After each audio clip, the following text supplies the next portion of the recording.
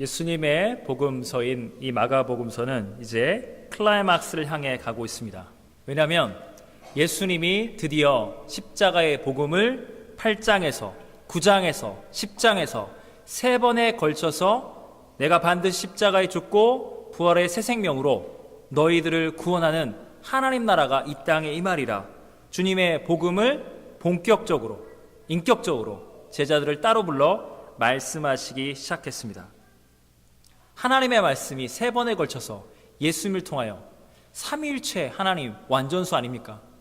여러분, 성경이 말하고 있는 것은 하나님의 아들이 이 땅에 오셨다.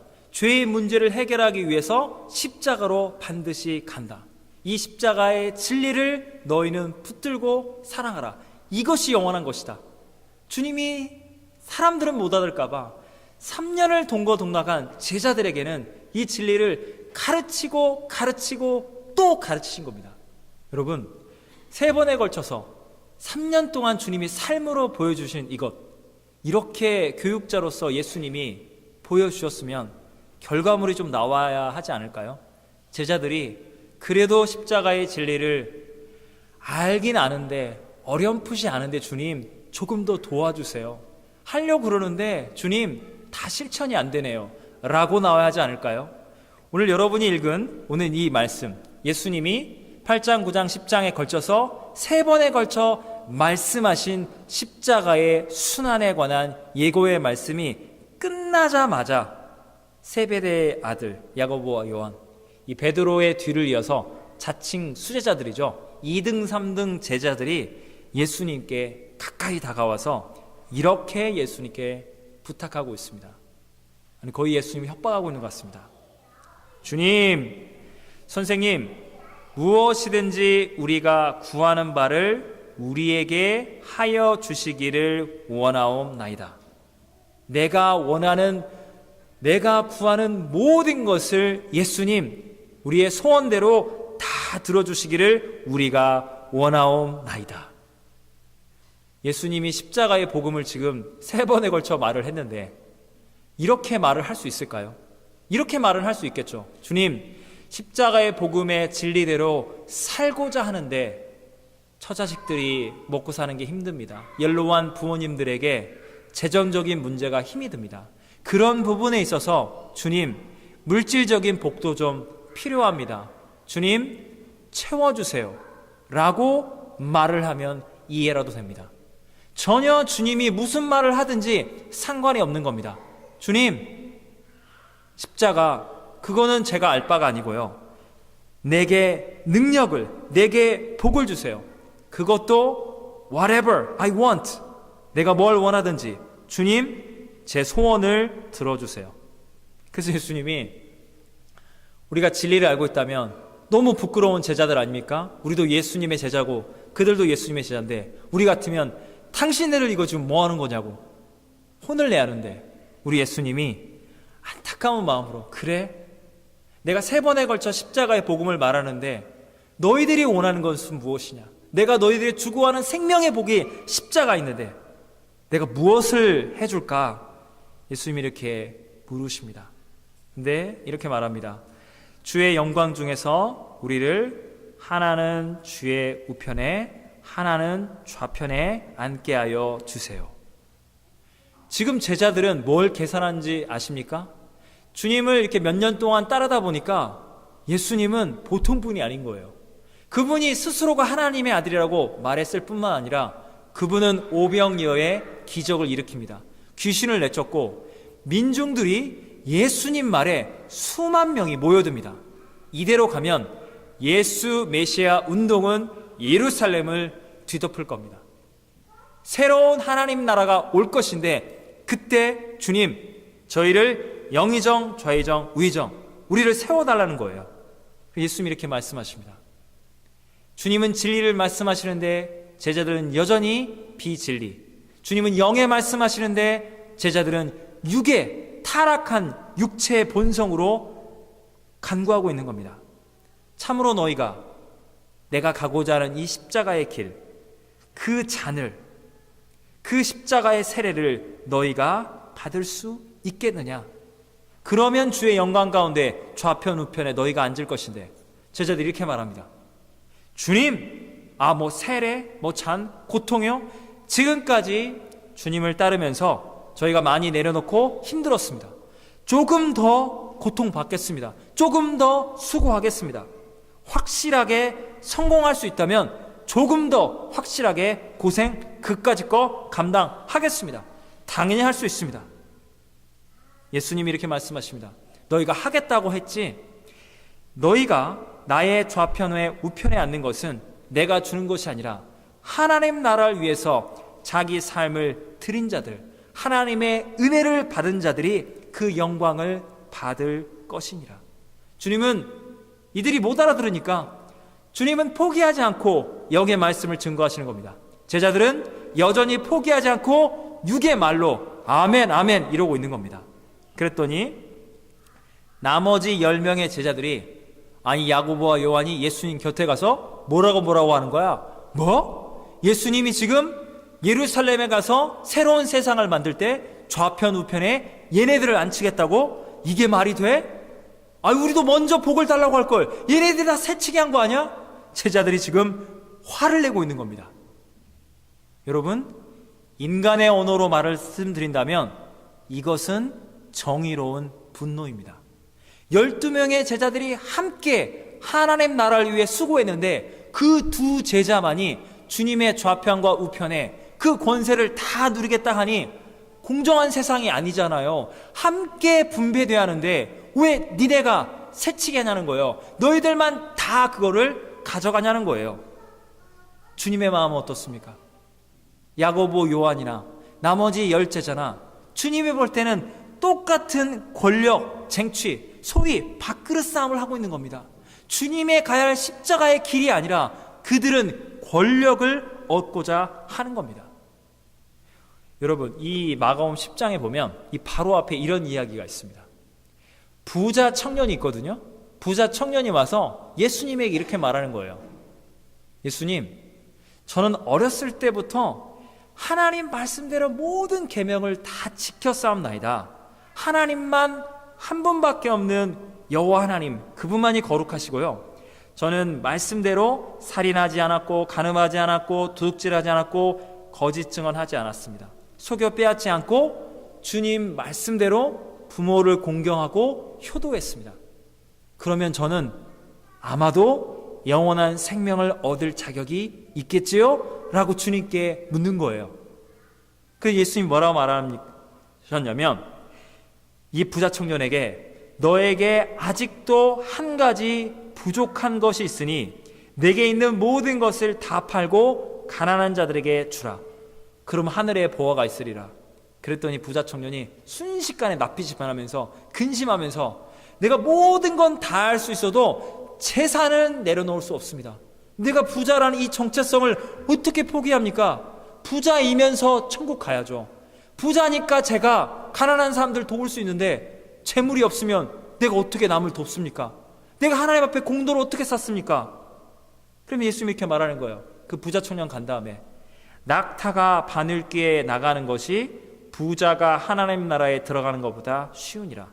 그때 수제자 베드로가 손을 딱 들고 이렇게 말합니다. 예수님, 저 부자 청년은 참으로 어리석습니다. 율법의 본질을 모르는군요. 주님, 그러하오나 저는, 자기만 말하면 좀 그럴 것 같아서, 우리 모든 제자들은 모든 것을 버리고 주님을 이렇게 수년간, 3년간 최선을 다해서 주님을 따라 싸움나이다. 주님 보시기에 저 부자 청년은 참으로 한심하지요. 그러나 저희 제자들은 참으로 주님을 기쁘시게 합니다. 저희들은 3년간 모든 것을 버리고 세상 부귀영화 다 버리고 주님을 따랐습니다. 주님, 혹여라도 잊으셨을까봐 확인시켜 드립니다. 저희는 모든 것 다 버리고 주님을 따랐습니다. 베드로의 마음 가운데 무엇이 있습니까? 여러분, 부자 청년은 부자여서 물질을 내려놓지 못한 겁니다. 베드로는 어땠죠? 베드로가 언제 주님 만났습니까? 물고기 한 마리도 못 잡고 이러다가 내일 모레 폐업하는 거 아니야? 나 이제 뭐 먹고 살지? 그렇게 절박하던 그가 예수님 만나면서, 주여, 저는 죄인으로서이다. 주여 저를 떠나소서 라고 한마디 그거 하나 잘한 다음에 그 다음부터는 정신을 못 차리고 있습니다. 예수님의 진리가 무엇인지를 전혀 모르고 있었습니다. 근데 지금 주님을 따르다 보니 이게 뭔가가 일어날 것 같습니다. 예루살렘에 가서 주님이 이 유대교 기득권 세력 로마 제국을 휩쓸어 버리고 새로운 하나님의 나라 실현시킬 것 같습니다. 주님, 저의 수고, 저만 그런 게 아니라 우리 제자들, 그 중에 제가 제일 잘했겠지만 우리의 수고와 공로를 기억해 주세요. 저희는 참으로 지혜로운 자들입니다. 여러분, 제자들 마음속에 무엇이 있습니까? 공로가 있습니다. 주님을 따랐기 때문에 새로운 하나님의 나라의 권력, 그 통치자의 반열에 저희를 좀 세워주세요. 예수님의 마음이 어떠합니까? 그래서 예수님이 주님의 십자가의 복음을 전혀 알아듣지 못하는 제자들을 불러다가 이렇게 말씀하십니다. 사랑하는 제자들아, 너희들이 태어나서 지금까지 평생토록 보고 배운 것은 저 로마 제국의 통치자들, 이방인의 집권자들이 너희들을 임의로 주관하고 그 고관들이 권세를 가지고 너희들을 노예마냥, 일꾼마냥 그렇게 다스리지 않느냐. 안다. 너희들의 마음 가운데 평생에 한이 맺히도록 1등이 되는 거고, 권력이 있어야 다스리고 권력을 쟁취해야 새로운 세상이 열린다. 너희는 그렇게 배웠지. 그 세상의 잘못된 비진리가 너희들의 뼛속까지 너희의 생각을 지배하고 있지. 내가 그걸 알고 있다. 그러나 내가 너희에게 말하노라. 하나님의 영원한 진리와 생명을 내가 너희에게 말하노라.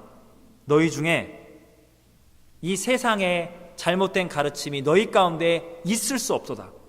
너희 중에 누구든지 크고자 하는 자는 너희를 섬기는 자가 되고, 누구든지 너희 중에 으뜸이 되고자 하는 자는 모든 사람의 종이 되어야 하리라. 예수님 말씀하신 진리가 뭔지 아십니까?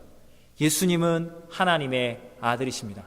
1등이냐 2등이냐는 이런 상대평가가 의미가 없습니다. 주님은 절대적으로 하나님의 아들, 그분은 창조주입니다.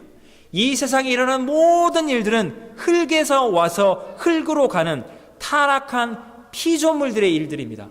나는 온 우주 가운데 유일한 왕 진리니라. 내가 말한 대로 주님은 왕으로서, 영원한 통치자로서 죄인된 백성을 위하여 나는 섬김을 받으려 온 것이 아니라 죄인들을 구원하기 위하여 모든 것을 희생하고 나의 생명을, 나의 보혈을 흘려 많은 사람들의 죄를 사하고 허다한 영혼들을, 하나님 나라의 백성들을 구원하기 위하여 십자가의 희생제물로 나의 삶 전부를 드리려 하노라. 제자들은 알아들었습니까? 제자들은 전혀 못 알아들었습니다. 나중에 예수님이 십자가에 죽으시고 부활해서 찾아왔을 때 성령을 받고서야, 그제서야 깨달았습니다. 여러분, 예수님이 말하고 있는 진리가 무엇입니까? 지금 로마 제국을 생각하는 거예요. 지금 유대교 예루살렘 기득권층을 생각하는 겁니다. 주님, 저들을 몰아내세요. 거기 새로운 승리, 새로운 나라, 거기를 가셔야 합니다. 십자가요? 주님이 그렇게 십자가를 말씀하시는데, 십자가는 주님 죽는 거잖아요. 여러분, 십자가가 무엇입니까? 로마 제국의 한거한 어리석은 그런 독립운동을 꿈꾸는 자들은 로마인들이 붙잡아다가 공개 처형을 시키는 거예요. 몇 날 며칠 피를 흘리면서 제발 저처럼 바보 같은 짓을 하지 마세요. 로마 제국에 항거하면 저처럼 죽어요. 그래서 다시는 사람들이 로마에 정하지 못하도록 그렇게 처참한 공개 처형인 겁니다. 예수님 십자가에 죽으시겠다고요?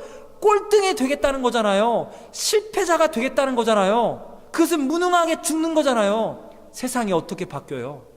그건 지는 거예요. 주님, 십자가요? 십자가 주님은 가든 말든 저희는 승리를 꿈꿉니다. 저희는 권력을 꿈꿔요. 여러분에게 질문하겠습니다. 주님의 십자가는 패배하였습니까? 주님의 십자가는 죽음으로 끝났습니까? 여러분, 그들이 그렇게 배합하고 부러워했던 로마 제국 2000년 시간이 흘러 지금 어떻게 됐습니까? 관광지로 바뀌었습니다. 여러분, 유대교 율법주의는 어땠습니까? 바리새인, 서기관, 장로, 구약의 율법을 암송하고 안식일에 손을 씻어라 마라, 돼지고기는 먹지 마라. 많은 유대인들이 제사장과 그 서기관, 율법사들 앞에 벌벌벌 떨었습니다. 천국에 어떻게 들어갈까요? 이 계명대로 지켜! 그렇게 사람들을 하수인처럼 그렇게 휘둘렀던 그들은 그들의 죄의 문제를 해결하였습니까? 그들은 예수님을 십자가에 못 박고 로마 제국의 군대가 와서 예루살렘을 심판하였습니다. 성이 무너지고 성전이 불타고 그들은 처참하게 죽임을 당했습니다. 로마 제국의 영광도, 유대교의 그 거룩한 그들의 종교적인 영광도 사라졌습니다. 속절없이 허망하게. 주님의 십자가는 2000년간 아니라 영원토록 빛나는 생명의 능력입니다. 주님이 바보처럼 1등이신 그분이 꼴등인 우리 죄인들을 위하여 아낌없이 생명을 들이셨습니다. 여러분, 우리가 예배를 시작하면서 회개의 기도를 올려드립니다. 여러분, 그 회개의 기도는 주님께서 우리 죄인들을 위하여 이 제자들과 똑같은 철없고 어리석은 세상의 것들을 꿈꾸고자 하는 우리 죄인들을 위해서 주님이 아낌없이 보혈을 흘리셨습니다. 그 생명의 보혈을 통하여 우리의 죄가 날마다 사함을 얻고 하나님의 자녀로, 예수 그리스도의 제자로 우리는 부름받은 겁니다. 십자가는 승리하였고 십자가는 영원한 생명입니다. 사랑하는 여러분, 여러분 진짜 승리하고 싶습니까? 로마 제국의 길을 가지 마십시오. 유대교의 율법주의의 길이 아닙니다. 나의 권력, 나의 거룩함, 거기에는 죽음과 멸망이 있습니다. 예수님 곁에 가십시오. 온 세상과 만물과 사탄과 마귀가 주님 한 분만 벌벌벌 떨고 있습니다. 주님 곁에 있으면 우리는 영원한 생명과 승리, 그 십자가의 길이 하나님 나라의 영광입니다. 여러분, 오늘 주님이 우리에게 주시는 진리의 말씀이 무엇입니까? 너희가 1등이 되고자 하느냐? 너희는 꼴등의 길을 가라는 겁니다. 여러분, 예수님께서 우리를 대신하여 죽으셨습니다. 이제 우리가 사는 목적은 예수님을 대신하여 사는 겁니다. 예수님이 우리를 위해 대신 죽으시고 예수님이 생명을 주시고 예수님이 우리가 섬기고 있는 가정과 교회, 헬리팩스, 이 땅으로 주님이 우리를 보내셨습니다. 주님의 말씀을 우리 삶 가운데 그대로 적용한다는 건 이겁니다. 혹여라도 여러분 가운데 나는 예수님의 복음을 믿는 자입니다. 나는 영적으로 거듭난 하나님의 위대한 성도, 위대한 용사입니다. 그런데 이 가정을 보니 나는 참 훌륭한 아빠고 나는 참 훌륭한 남편이고 나는 훌륭한 부모인데 애들이 말을 안 듣고 배우자도 그렇고 내가 이렇게 헌신하고 희생하는데 여보, 얘들아, 아빠가 참 훌륭하고 이렇게 헌신하고 고생하고 너희를 섬겨주는데 좀 고마운 거 좀 알아주지 않겠냐? 아빠가 얼마나 훌륭한 사람이냐? 예수님 믿고 회개하고 너희들 같이 부족하고 참 내가 섬겨준다. 그걸 알아야 너희들이 하나님의 은혜를 아는 거야. 우리 교회를 섬기면서 참 부족한 교회, 많은 교회가 있지만 저같이 훌륭한 성도가, 저같이 훌륭한 사역자가 섬겨주고 있는 겁니다. 그건 좀 알아야죠. 그걸 아는 게 하나님의 은혜를 아는 거 아닙니까? 라고 1등 마인드로 가정과 교회를 섬기시는 분이 없지요. 있어서도 안 되고 있을 필요 없습니다. 제가 이렇게 막 말씀드리면 여러분 마음과 어떤 마음이 들어요? 이렇게 훌륭한 1등 마인드의 아빠, 1등 마인드의 남편, 1등 마인드의 배우자, 1등 마인드의 부모, 1등 마인드의 자녀, 1등 마인드의 성도로 섬기겠다는 이 각오, 이 담대한 믿음의 고백을 듣고 있으니 여러분 마음이 어때요? 참 불편하시죠? 여러분 마음이 어때요? 당신만 가정을 섬겨? 나도 섬겨, 아내로서. 아빠만 힘드세요? 저도 아빠 잔소리 들어가면서 이 가정을 섬기는 저야말로 훌륭한 아들이고 훌륭한 딸입니다. 저야말로 훌륭한 성도입니다. 당신만 훌륭한 성도가 아니라.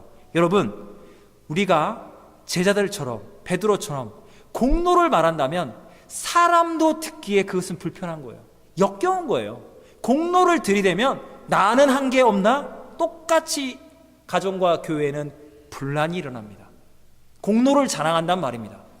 예수님이 뭘 말하고 있습니까? 너희 중에 으뜸이 되고자 하는 자는 모든 사람을 섬기는 가장 작은 종이 되거라. 여러분, 우리는 예수님을 대신하여 가정을 섬기고 있습니다.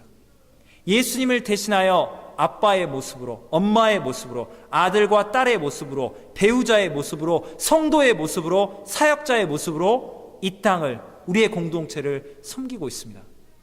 주님의 보혈로 속죄함을 받은 우리는 주님을 대신하여 이렇게 고백합니다. 예수님, 저처럼 보잘것없고 오도 가도 갈 데 없는 죄인 중에 죄인, 주님이 십자가에 대신 죽지 않았으면 지옥의 영원한 형벌을 받기에 충분한 이 타락한 죄인이 주님의 십자가 보혈로 구원을 받아 이렇게 하나님 나라의 꼴등 중에 꼴등인 저 같은 것이 하나님 나라의 귀한 공동체, 이 가정과 교회를 섬길 수 있다니요. 내가 섬기는 가운데 제가 아직 부족해서 아빠로서, 엄마로서, 자녀로서, 배우자로서, 성도로서, 사역자로서 혹시나 나의 열심이 사랑하는 가족과 성도들에게, 사역자에게 상처를 주는 것은 아닌지 날마다 돌이켜봅니다. 부끄럽고 죄송하지만 여러분과 함께 섬길 수 있음이 너무나도 감사합니다 라고 자기를 부인하는 그런 꼴등 마인드로 섬기는 그들, 이런 마음과 어떤 마음이 들죠? 은혜를 받지 않습니까? 주님이 그를 향하여 말합니다. 내가 꼴등이라 말하느냐? 너는 1등이다. 가정과 교회, 너야말로 1등 성도요, 1등 남편이요, 1등 아빠요, 1등 배우자요, 1등 자녀다. 여러분, 주님의 마인드로 사십시오.